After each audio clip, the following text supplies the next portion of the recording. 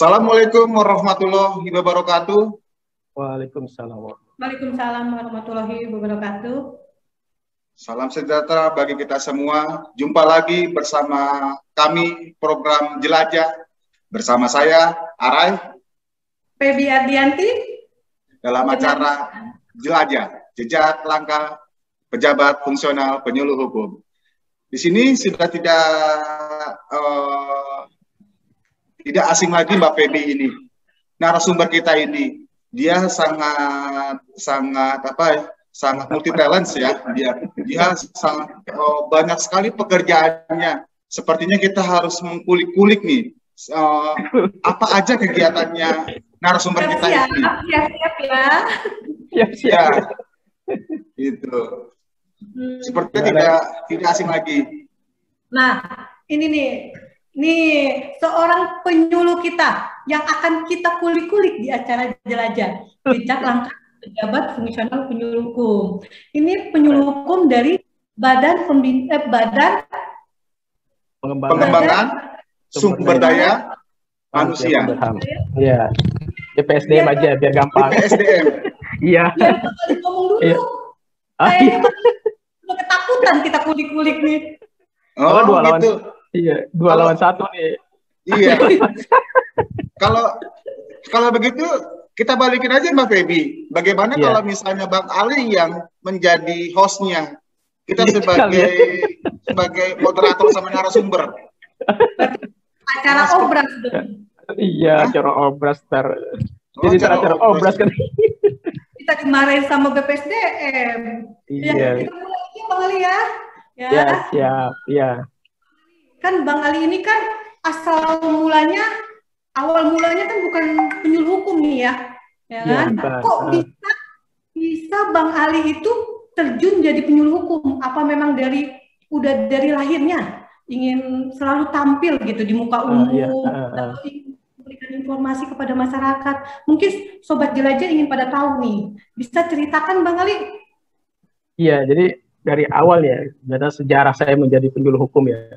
Jadi memang awalnya itu saya dulu staf di pusat pengembangan di Klub Fungsional dan HAM. Pada saat itu saya sebagai jabatannya sebagai penyusun laporan dan hasil evaluasi.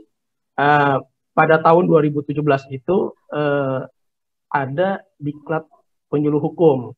Itu pesertanya itu sebanyak 30 orang. Ketika 2 hari sebelum pelaksanaan itu, ada peserta yang mengundurkan diri, itu sebanyak 2 orang. Salah satunya dikarenakan sakit, yang saat itu sedang hamil besar. Akhirnya dari bidang penyelenggara itu menawarkan saya dengan Pak Rohim untuk mengikuti iklan tersebut sebagai pengganti, sebagai peserta pengganti. Awalnya saya juga nggak tertarik ya, atau nggak ngerti apa sih penyuluh hukum itu, di klub penyuluh hukum itu apa sih gitu kan. Tapi setelah saya pikir-pikir lagi, coba mungkin cari ilmunya gitu kan, udah saya sepakat, akhirnya ikut. Walaupun sebelumnya juga teman-teman yang lain sudah ditawarkan sebagai pengganti pada diklat penyuluh hukum, tapi nggak ada yang mau. Akhirnya saya dengan Pak Rohim bersedia jadi pengganti. Waktu itu diklatnya kurang lebih itu 21 hari itu. Jadi selama proses diklat itu kita diajarkan, dikenalkan apa itu penyuluh hukum, bagaimana penyuluhan hukum itu semuanya diajarkan. Dari hati saya itu kayaknya tertarik nih gitu kan, dengan basic saya yang hukum gitu kan. Seolah-olah saya berpikir kalau saya masuk ke penyuluh hukum ini sinkron dengan pendidikan saya gitu. Akhirnya saya mulai tertarik itu di situ. Setelah selesai diklat, itu kan nggak lama tuh ada passing untuk jabatan fungsional penyuluh hukum. Akhirnya saya ikut di situ, konsultasi dengan teman-teman di BPHN bagaimana apakah dari BPSDM ini bisa mengikuti passing penyuluh hukum, karena ada juga yang bilang karena bukan dari bagian atau bidang penyuluh hukum gitu, katanya nggak boleh. Ternyata boleh, karena pertama saya sudah mengikuti diklat penyuluh hukum. Nah, itu akhirnya bisa mengikuti passing penyuluh hukum. Setelah ikut, ada keuntungan saya. Pertama, saya telah mengikuti diklat. Akhirnya untuk tesnya itu hanya wawancara. hanya wawancara, tidak CBT. Nah, itu keuntungannya. Setelah lulus, sudah mengikuti itu, lulus, dinyatakan lulus. Kemudian saya pikir juga saya paling berpikirnya kalau penempatan ini kalau tidak di BPHN, di kantor wilayah untuk penyuluh hukum. Nah, ternyata setelah keluar SK itu, saya justru ditempatkan tetap di BPSDM. Itu, tempat di BPSDM. Saya juga sempat kaget juga, kok bisa penyuluh hukum di BPHN ditempatkan di unit-unit utama. Ternyata bukan saya aja yang ditempatkan di unit utama. Banyak teman-teman yang di HAM, di PAS juga ada. Itu juga sempat kaget juga. Dan ketika SK keluar, ini juga banyak pertanyaan dari teman-teman. Bahkan pejabat lingkungan BPSDM juga banyak yang tanya dan juga meragukan, kenapa kok penyuluh hukum ditempatkan di BPSDM? Itu kan tusinya BPHN. Nah, ini jadi pertanyaan. Akhirnya saya konsultasikan dengan, saya sih berpikir logikanya begini aja, yang buat SK ini kan bukan saya, gitu kan? Yang buat SK ini ada kewenangan dari Sekretariat Jenderal kan, yang mungkin juga dengan BPHN kan gitu.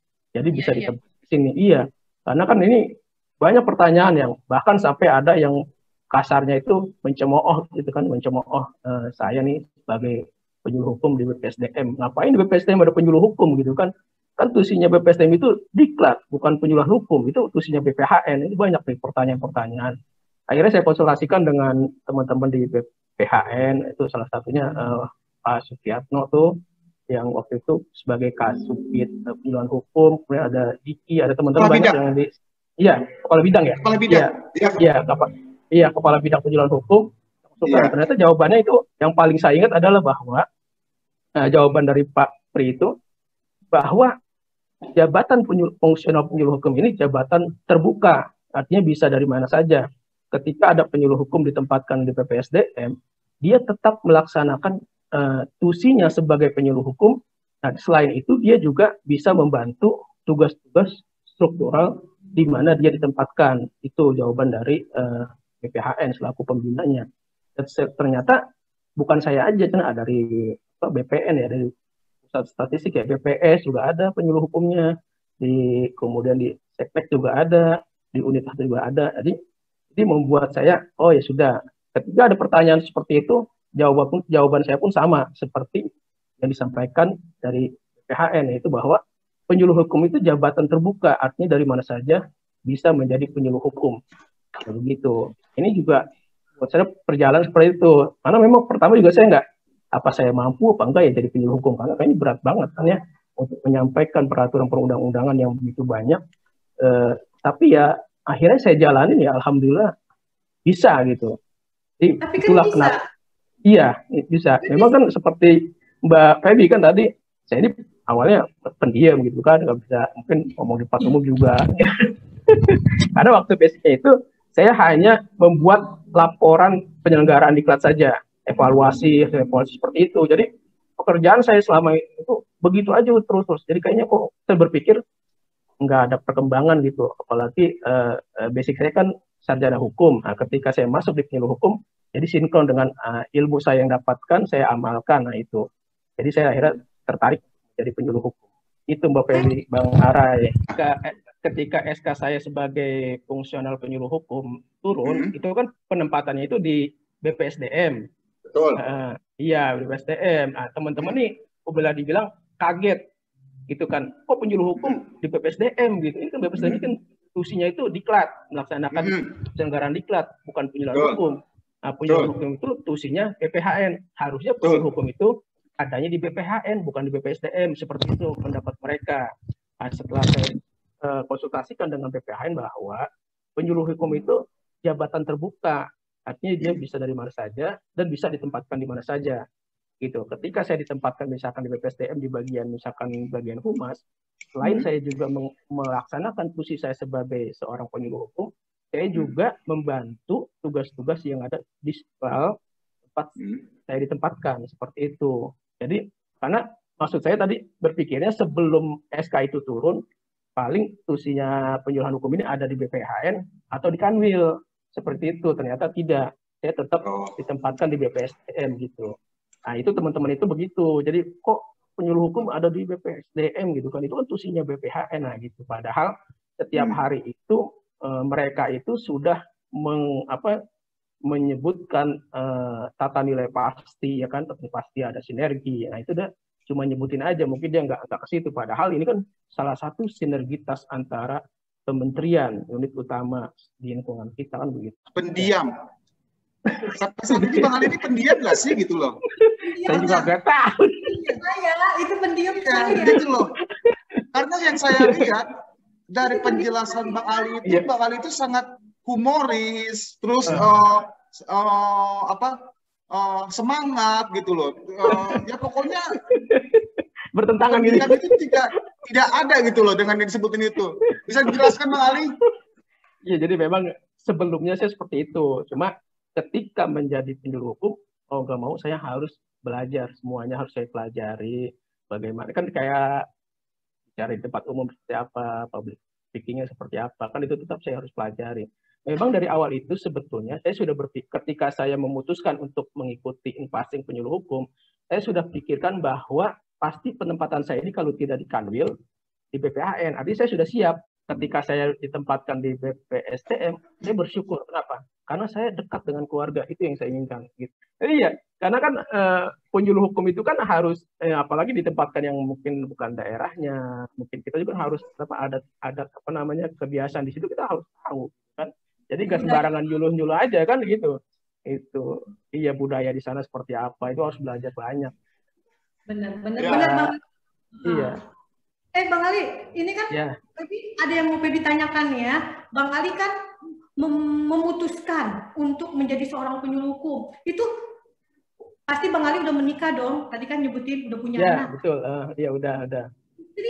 Istri bagaimana itu? Apa mendukung Bang Ali atau istri bilang jangan jadi penyuluh hukum? Ya. Itu bisa ceritakan nggak sama kita-kita? Iya, pada saat saya memutuskan kan saya bicara juga dengan istri. Saya tuh ingin menjadi pejabat penyuluh hukum, bukan FJFT. Gitu. Ya pada dasarnya ya udah terserah, mendukung saja apa yang saya itu. Memang ya udah pokoknya dia intinya mendukung gitu loh, mendukung saja.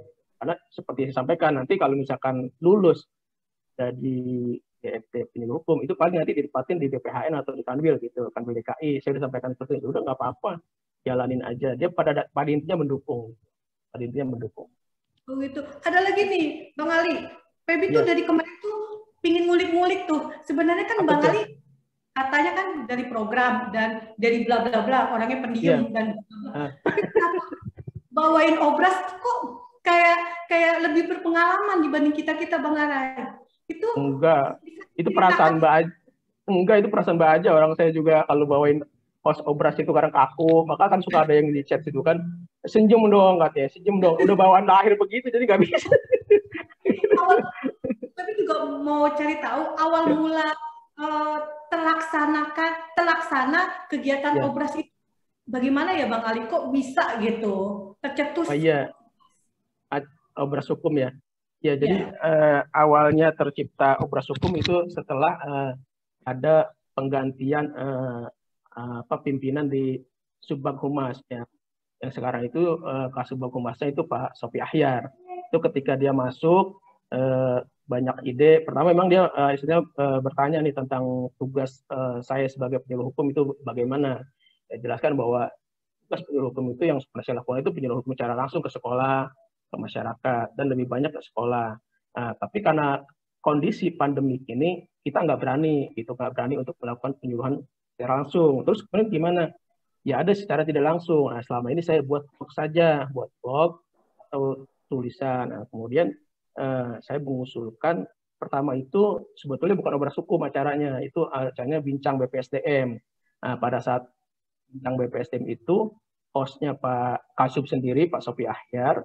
Kemudian narasumbernya saya dengan Pak Rohim, ini awalnya Bincang BPSDM. Kemudian Pak Sopi Ahyar punya pemikiran, punya ide supaya ingin membuat acara lain, yaitu dinamakan obras hukum. Nah, obras hukum ini ide Pak Sopi Ahyar yang dia menginginkan bahwa obras hukum ini hanya khusus narasumbernya itu para penyuluh hukum. di Kementerian Hukum dan HAM. Itu memang itu ide beliau. Nah, saya bilang itu bagus gitu kan, karena memang di saat pandemi ini penyuluhan hukum itu ya kita mati gaya gitu kalau kita hanya penyuluhan hukum secara langsung, karena kita juga nggak berani kan. Akhirnya tentulah ide dari Kasubag yang baru itu Pak Sofi Ahyar menciptakan Obras Hukum. Nah, pada saat itu beliau sendiri yang pertama itu sebagai hostnya. Kemudian karena banyak kesibukan, ada bincang BPSDM, ada wawancara yang live, yang tidak live itu banyak. Nah, itu akhirnya diserahkan ke Mbak Lia, terus bergantian dengan Mas Fata. Nah, terakhir saya juga disertakan sebagai hostnya untuk Obras Hukum. Nanti Mbak Lia dengan Mas Fata itu ke bincang BPSDM. Jadi awal seperti itu, karena memang ini sebagian dari penyuluhan hukum tidak langsung. Nah, jadi intinya bahwa acara Obras Hukum itu merupakan ide dari Kasubag Humas yang baru, yaitu Pak Sofi Ahyar, untuk mendukung tugas saya sebagai penyuluh hukum. Itu. Iya. Oh, begitu ceritanya. Bang Ali, Ali pernah nggak ada pengalaman yang berkesan saat misalnya saat penyuluhan hukum? Misalnya kayak Bang Arai kan? Bang Arai itu penyuluhan hukum ke anak-anak sekolah yang pertama dia lihat yang cakep. Yang dilihat tahu dia, yang dilihat cakep-cakep ya. Ya, sebetulnya memang hampir sama nih. Samanya begini. Memang saya dengan Pak Roy itu ketika melakukan penyuluhan hukum itu kebanyakan ke sekolah. Yang pertama itu ke sekolah 2019, 2018 terakhir sampai 2019 itu banyaknya ke sekolah dibanding ke masyarakat. Ke masyarakat itu lebih sedikit karena di acaranya malam. Kemudian juga banyak ketika kita koordinasi dengan RT-nya itu kayaknya kurang bersedia gitu. Kadang bahkan ada juga yang menanyakan ada anggarannya enggak nih gitu kan untuk konsumsinya. Saya bilang ini mandiri, tidak ada. Dia ya kayaknya kayak ogah-ogahan gitu, kasar bahasanya gitu, kurang respon lah gitu. Walaupun juga ada yang respon juga. Tapi dibandingkan dengan pihak sekolah itu lebih respon. Sama kita mengajukan permohonan penyuluhan hukum itu ke sekolah itu lebih diterima materinya. Waktu itu Pak Rohim itu narkoba, saya tentang bullying itu. Nah, pengalaman yang paling menarik itu saya menyuluh di salah satu sekolah di Cinere itu, SMP itu jumlah pesertanya itu 300, kurang lebih itu 360 orang. Wow, banyak sekali. Iya, satu aula yang besar. Nah, itu bukan ya berkesan gitu. Bayangkan 360 orang kita berdua. Sementara kan tahu sendiri kalau pelajar kan kita ngomong, dia ikut ngomong, ada yang ikut ngomong. Itulah tantang kita tuh, ya kan gitu. Bagaimana kita menguasai 306 orang itu bisa menyimak apa yang kita sampaikan. Ini juga ya tantangan juga tuh buat kita. Itu yang paling berkesan tuh bisa menyuluh di 360 siswa dalam satu tempat. Itu yang ya boleh bilang berkesan lah. Kemudian kedua juga kita tuh yang paling berkesan itu kita lebih dihargai di sekolah itu. Di pihak sekolahnya, kepala sekolahnya lebih dihargai. Sampai-sampai saya pernah itu hampir di setiap sekolah itu ada saja yang memberikan misalkan pangan, makanan banyak, bahkan ada yang memberikan transport itu. Jadi artinya kita lebih dihargai di situ di sekolah itu. Padahal kita ya ilahi ta'ala aja mandiri gitu. Itu yang paling berkesan ya. Penyuluh kurang lebih 360 siswa dalam satu ruangan, kita ngobrol, dia ikut ngobrol. Gimana caranya ini dia nggak ngobrol, memperhatikan kita, itu yang agak berat itu. Gitu. Kalau menurut Bang Ali lebih suka penyuluhan secara langsung apa tidak langsung? Kalau saya pada dasarnya lebih suka secara langsung. Itu lebih enak kita. Cuma memang kekurangannya adalah lebih capek. Gitu. Iya, karena kita kan mandiri nih, sifatnya mandiri. Pertama kita harus membuat surat permohonan dulu ke sekolah, ya kan. Kita koordinasi ke sekolahnya, ketemu ke kepala sekolahnya, atau ketemu ke bagian siswanya. Ya nanti kita balik lagi untuk penyuluhan hukum. Jadi lebih enak penyuluhan secara langsung, tapi memang capeknya lebih capek, gitu. Tapi Bang Ali, nih, kenapa yang Feby lihat follower Bang Ali lebih banyak di YouTube? Kami aja followernya masih sedikit. Kalau itu saya juga nggak tahu, cuma memang untuk YouTube saya itu bukan semata-mata boleh dikatakan isinya campuran gitu. Jadi isinya itu bukan penyuluhan hukum aja. Di situ saya masukin ada, misalkan saya belajar doa nih. saya masukin satu doa itu ke YouTube saya juga. Jadi di situ ada penyuluhan hukum, ada doa-doa, ada ya pokoknya tentang penyuluhan Islam juga lah, kasarnya semacam itu juga. Jadi kalau ada lagi jalan-jalan, saya masukin juga YouTube jalan-jalan di situ. Jadi campuran gitu, enggak cuma penyuluhan hukum saja gitu. Sobat jelajah mungkin banyak nih di luar sana penyuluh-penyuluh hukum yang lagi ingin membuat konten YouTube lah, konten Instagram lah, Facebook lah, ada nggak? Kami tuh di sini nih di acara jelajah ingin tahu tip-tip Bang Ali kok bisa banyak follower. Kasih dong kami penyuluh-penyuluh hukum, sobat-sobat jelajah, gimana trik-triknya? Saya jawab jujur apa jawab bohong nih? Bohong aja Bang Ali. Kalau bohong. Iya, jawab harus jujur apa harus bohong nih jawabannya nih. Itu susah. Susah ya. Kita penyuluh hukum jangan sampai melakukan hal-hal yang dilarang. Iya. Jadi kalau saya cuma satu, menurut kata Bang Ali seperti apa gitu loh. Kalau menurut kata Bang Ali nggak usah diungkapkan, ya udah kita ganti pertanyaan. Jadi nggak apa-apa lah bagi sedikit. Jadi begini, memang pertama saya juga nggak menyangka paling bisa saya juga pertama nggak menyangka bahwa YouTube saya itu bisa nyampe pertama itu untuk mendapatkan 1.000 subscriber aja nggak kepikiran gitu kan. Itu nggak kepikiran. Jadi untuk mencapai 1.000 aja nggak kepikiran karena saya pikir udah saya upload gitu kan. Cuma ya seperti saya sampaikan tadi, YouTube saya itu campuran. Ketika saya belajar doa, oh iya kenapa saya nggak bagikan juga kan? Saya lagi belajar doa, saya bagikan juga ke YouTube saya biar mungkin juga orang yang seperti saya yang pengen belajar doa juga bisa gitu. Padahal saya juga sama masih belajar begitu. Nah, terus kalau saya buat lagi YouTube channel sendiri, misalkan untuk yang punya hukum, sayang gitu kan. Jadi banyak nanti mengelolanya juga kan bingung juga kalau ada 2 channel kan. Ya udah saya masukin itu semua. Ada waktu jalan-jalan, ya udah saya masukin. Memang kalau dilihat dari ini jujur nih, saya bilang tadi jujur apa bohong nih. Kalau dilihat dari ini jujurnya di sini. Kalau saya lihat dari rating yang ada pengelolaan saya itu, ternyata memang orang itu nggak tertarik dengan penyuluhan. Jadi rating, ya ini jujur ya, dari rating misalkan rating yang saya kelola itu, dia lebih tertarik ke doa-doa yang saya buat itu. Sementara penyuluhan hukum itu paling 50, 40 yang melihat. Tapi begitu doa saya share langsung bisa 100 gitu. Tapi kalau penyuluhan hukum saya share paling 40 aja udah berat angkatnya gitu untuk membuka channel itu. Tapi tetap saya bersyukur bahwa yang penting apa yang saya sampaikan ini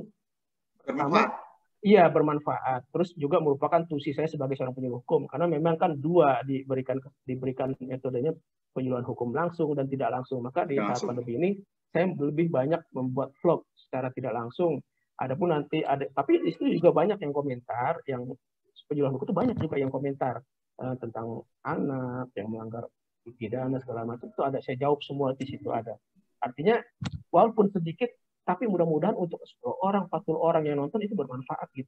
Ya. Artinya saya nggak pesimis. Cuma memang kalau secara jujur, kalau dilihat rating minatnya memang lebih banyak ke doa-doa daripada penyuluhan hukum. Itu rating yang khusus di channel saya. Tapi mungkin di channel-channel yang lain seperti mungkin Pak Sudaryadi itu saya lihat channelnya juga baik juga. Nah itu khusus dia penyuluhan hukum. Tapi udah melebihi itu juga. Jadi iya banyak juga. Jadi memang ya udah kita kembali lillahi ta'ala aja, kita upload semua apa yang kita buat waktu itu mungkin buat kita mungkin buat orang tidak menarik, tapi di sisi lain ada orang yang menarik. Artinya udah itu kita serahkan kepada pemirsanya, kepada penontonnya, kepada YouTube-nya. Kalau memang dia senang pasti dia akan subscribe itu aja. Seperti saya sampaikan tadi, saya nggak kepikiran 1.000 aja nyampe gitu. Ternyata melebihi itu. Jadi intinya ya udah buat saja sebanyak-banyaknya upload, nanti itu menjadi kewenangan para pemirsanya, para penontonnya, ya mau sampai enggak gitu aja Bu. Jadi sobat jelajah tidak usah takut, penyuluh-penyuluh hukum yang ada di seluruh Indonesia nggak usah takut, kita harus tetap berkarya, walaupun kata Bang Ali yang nonton cuma sedikit, tapi kita berusaha selalu berusaha, mudah-mudahan melebihi Bang Ali. Gimana Bang Ali? Amin. Ya, memang ya paling nggak Bu ini semacam aset kita juga ya. Karena mungkin pelan-pelan, iya kita buat dari sekarang aja. Pelan-pelan mau 2, 3, nambah 4. Karena lama juga nanti banyak seperti itu. Yang penting substansi dari apa yang kita sampaikan itu tersampai gitu kan. Misalkan tentang undang-undang lalu lintas, tentang kekerasan rumah tangga, itu substansinya itu kita sampaikan gitu. Itu aja. Itu apa namanya? Undang-undang lalu lintas itu termasuk tilang elektronik nggak tuh Bang Ali? Ini maksudnya. Kalau gitu saya jadi aja sekarang. Kita balik aja ya, kita sangat itu loh Bang Ali, sangat bermanfaat Pak. Sangat bermanfaat untuk masyarakat gitu informasi tersebut. Kenapa Bang Ali itu dimasukkan informasi tersebut gitu loh. Jadi biar tahu ternyata kalau berkendara itu harus begini, begitu gitu loh Bang Ali.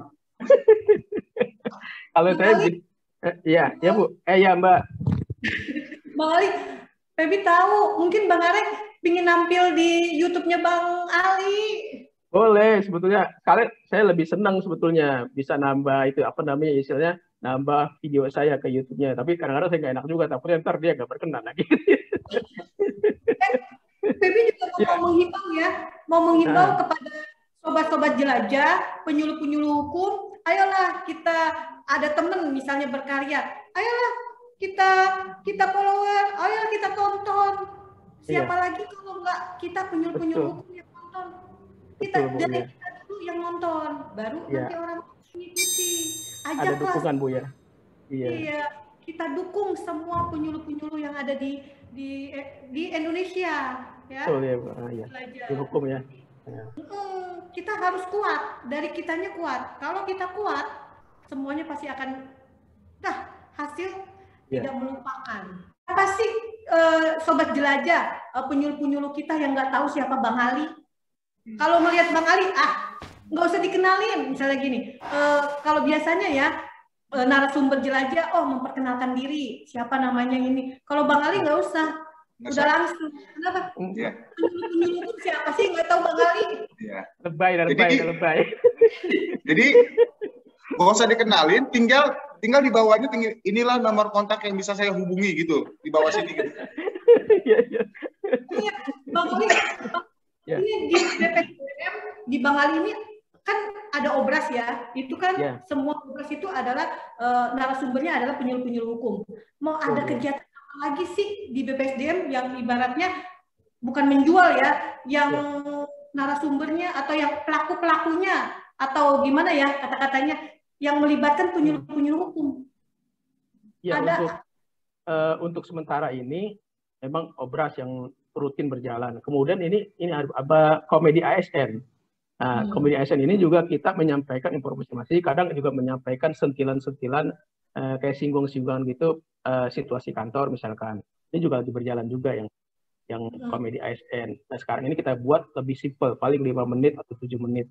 Itu biar yang nontonnya nggak bosen gitu, nggak kelamaan juga.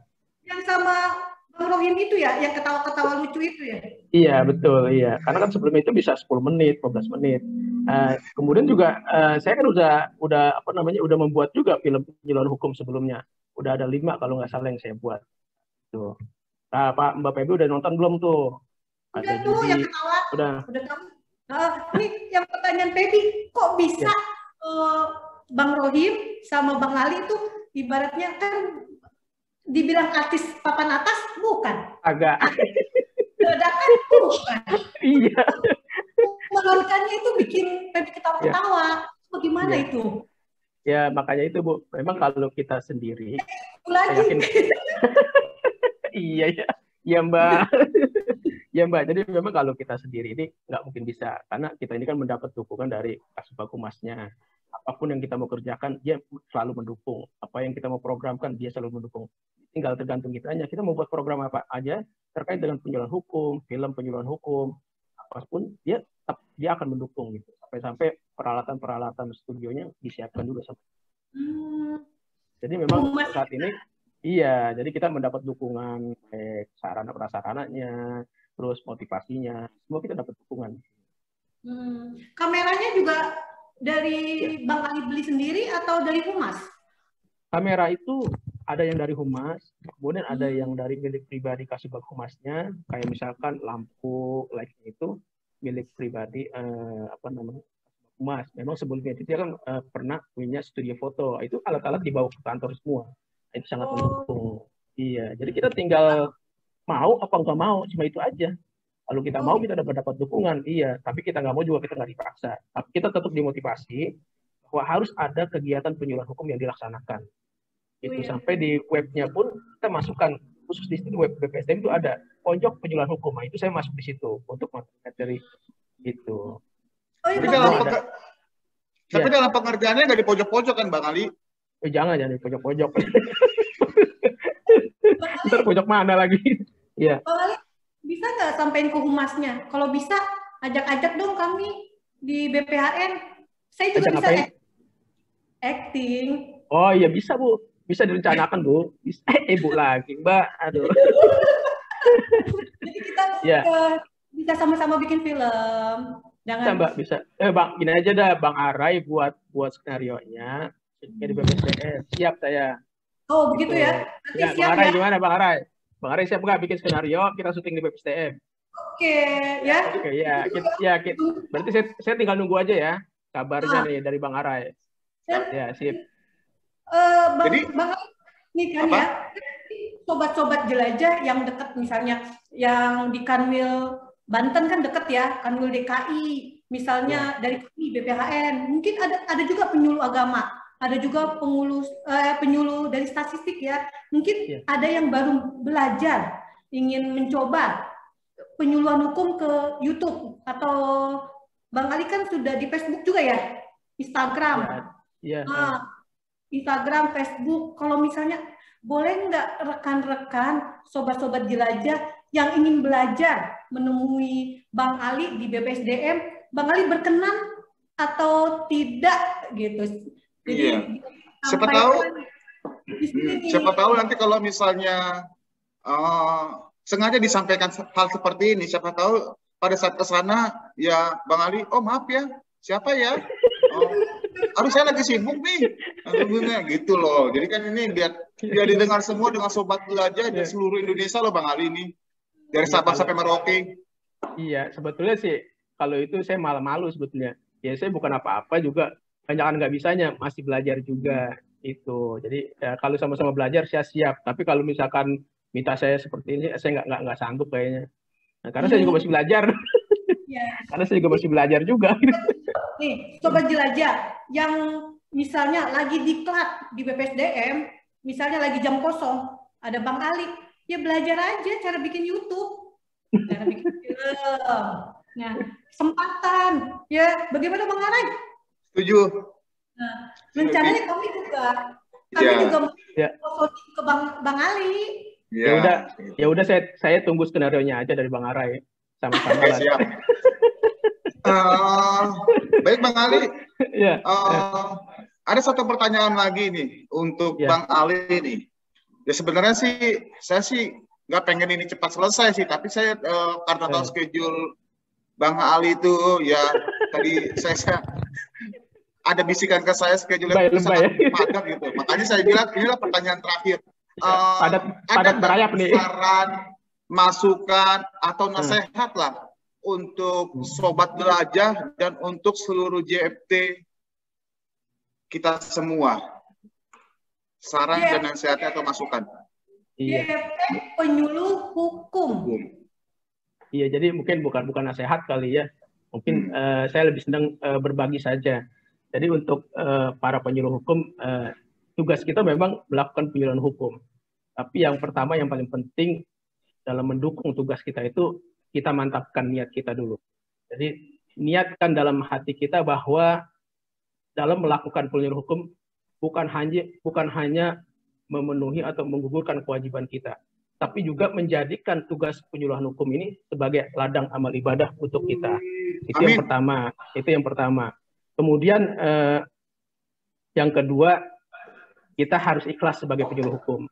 Ikhlas bahwa apa yang kita lakukan semata-mata karena Allah. Karena ini kan kita menyebar informasi hukum pada masyarakat.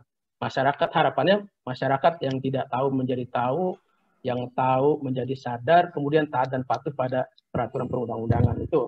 Jadi ketika kita ikhlas dalam bekerja, juga akan memudahkan pekerjaan kita. Terus kemudian yang ketiga, jangan mati gaya. Kan memang kalau saat ini kan masih situasi kondisi pandemi begini, kita nggak berani melakukan penyuluhan hukum secara langsung, apalagi kita di Kementerian Hukum dan HAM, ada aturannya. Jadi ya kita nggak usah mati gaya. Banyak ada, kalau saya memang lebih mudahnya ke channel YouTube secara pribadi, lebih mudah itu. Tapi paling nggak seperti saya sampaikan, ada pekerjaan yang kita lakukan, jadi tidak kosong. Kita tidak hanya sebagai penyuluh hukum, tapi sama sekali kita tidak melakukan apa-apa. Jadi jangan mati gaya, ketika tidak melakukan penyuluhan hukum secara langsung, kita bisa melakukan secara tidak langsung. Misalkan menulis di blog atau membuat video penyuluhan hukum yang kita upload ke YouTube. Karena kan ini secara gratis, tinggal kita mau apa tidaknya. Itu. Jadi nggak usah mati gaya. Bisa kita lewat film, ya kan, talk show, ya seperti Obras Hukum, atau yang lain-lainnya seperti sekarang ini bisa kita lakukan. Jadi nggak usah mati gaya. Kemudian ya yang keempat, terus meningkatkan pengetahuan, karena memang kan kita ini sebagai penyuluh hukum yang saya merasakan paling berat itu membaca. Ini berat sekali. Ketika kita mau menyampaikan misalkan tentang undang-undang perlindungan anak, kita mau nggak mau harus membaca, gitu kan? Dituntut membaca. Nggak mungkin kita membuat PowerPoint, kemudian ketika menyampaikan kita fokus ke PowerPoint-nya. Paling nggak kan ada yang kita hafal, paling nggak pengertiannya atau undang-undangnya. Jadi terus meningkatkan pengetahuan dengan membaca. Membaca ini yang seperti saya sampaikan tadi, berat rasanya kalau kita tidak paksakan. Karena ini kita tidak bisa memberikan kepada seorang sesuatu kalau kita sendiri tidak punya sesuatu. Jadi terus meningkatkan pengetahuan kita tentang hukum-hukum yang berlaku. Dan yang terakhir, tetap semangat. Jadi dalam kondisi apapun kita tetap semangat sebagai penyuluh hukum. Mungkin itu aja yang saya bagikan buat teman-teman kalian. Waduh, terima kasih Bang Ali. Iya, sama-sama Mbak. Jadi intinya tadi yang saya tangkap itu adalah sebagai ladang dan amal ibadah, ya. Tidak mati gaya, iya. Pengetahuan, membaca dan tetap semangat. Seperti itu kan? Iya, betul. Nah, semoga motivasi ya. Tadi Bang Ali tidak mau menyebutkan nasihat ya, motivasi aja lagi ya. Iya, berbagi. Iya, mungkin itu kali ya. Iya. Kalau nasihat kayaknya terlalu apa ya? Mungkin terlalu berat lah ya, jangan. Iya, berat nasihat, mungkin ya. Paling nggak motivasi. Paling nggak berbagi apa yang saya lakukan seperti itu, gitu kan. Mulai itu berbagi. Ya, jadi itulah tadi yang saya jelaskan. Jadi ada beberapa poin. Sebagai ladang amal ibadah, tidak mati gaya, pengetahuan, membaca dan tetap semangat. Semoga sobat belajar yang sobat jelajah Bang Arai, gara-gara Bang Ali, Kenapa? Sobat jelajah. Iya, sobat jelajah. Iya. Sobat jelajah. Iya, nanti diident juga. Iya, sobat jelajah. Sobat jelajah. Jadi itulah salah satu beberapa poin yang tadi saya sebutkan dari narasumber kita sebagai motivasi kita semua gitu loh. Semoga dengan adanya motivasi dari narasumber untuk hari ini itu menjadi kita semangat dalam kegiatan apapun dan jangan pernah putus. Saya Arai dan Bang Ali, jangan lupa nonton YouTube ya. Jangan lupa bikin konten ya, subscribe dan komen yang baik-baik. Dan YouTube-nya Bang Ali bisa sebutin YouTube. Ya, Bang Ali aja. Bang Ali. Channel Bang Ali. Iya, channel Bang Ali. Jangan lupa ya subscribe, bunyi lonceng. Terima kasih. Komen yang baik-baik ya. Yuk, udah dulu ya sobat. Demikian perbincangan kita dengan Pak Bang Ali Usman dari BPSDM Depok. Kami host belajar saya Arai.